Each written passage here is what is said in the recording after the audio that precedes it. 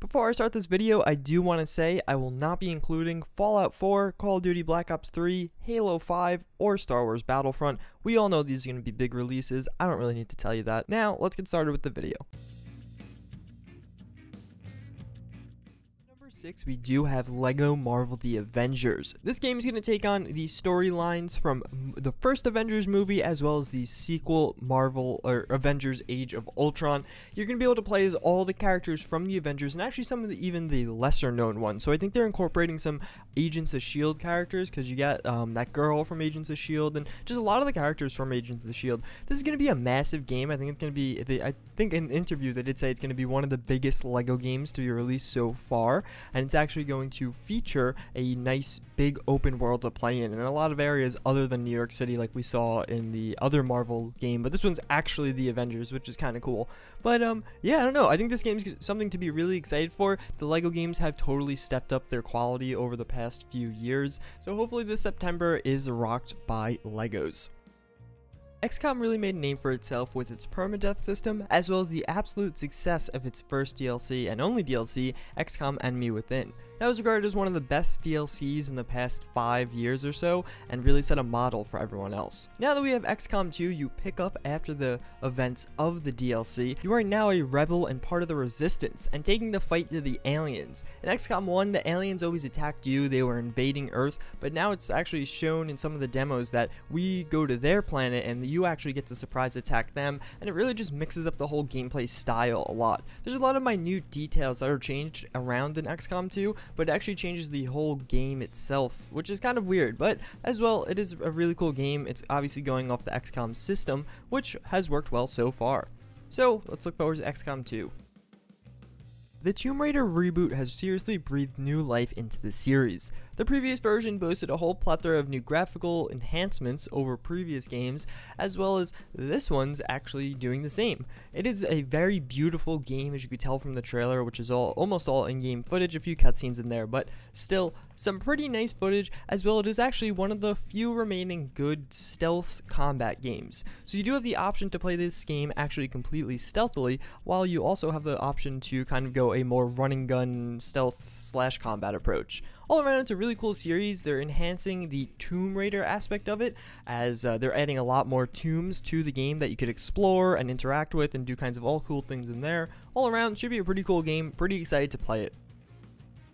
So, Transformers Devastation takes on an amazing art style, in my opinion at least. For anybody that grew up in the 90s and watched the original Transformers series, or even some of the later versions like Energon and all that, this should be an exciting and awesome feature for you guys. I mean, this is supposed to take place in that original universe, obviously following the same art style of the original games. It's a simple hack and slash game, and I don't think it's going to be even retailing at a full $60, but it is going to be an extremely fun game, it does seem like.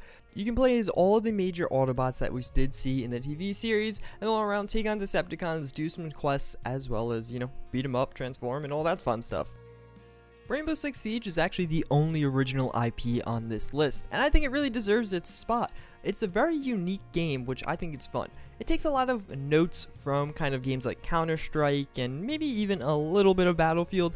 Essentially, how it works, it's a 4-on-4, depending on the game mode actually, so it could be more than that. But it's a 4-on-4 kind of tactical shooter. So essentially, one of the game modes we did see was Hostage, and how that works is there's a hostage in a house, and the defenders obviously don't want the attackers to get the hostage. But you can do some unique things, like board up windows, and just kind of, you can move around certain aspects of the house. And then as the attackers, you could scout out different things on the house. You could place breaching charges to blow down walls, and there's different destructible environments throughout the house to get to that hostage and rescue them. It's a really unique and cool game. We actually did see another game mode at Gamescom, which is on screen right now, which is you basically have to take control of a certain area. But I'm really excited for Rainbow Six Siege because it's not your typical shooter. There's a new dynamic to it. I'm not sure if this game will take off. I feel like it's going to be one of those games that's either going to do really well or do really poorly, similar to how Medal of Honor in the past has done. So I'm definitely rooting for Rainbow Six Siege. Hopefully you are now too. But let's get to number 1. At number 1, we do have Just Cause 3. So this is by far the game I'm most hyped about coming this holiday season, and for good reason. Just Cause 2 had an amazing open world, and Just Cause 3 plans to expand that and improve upon it. So Just Cause 2 had kind of a weird story. The game itself did pretty well, but then it got a huge modding scene with the release of the multiplayer mod, and it kind of just, it boomed the modding community for that game. It really wasn't that big of a deal, and then once that happened, you had tons of new mods coming out for it.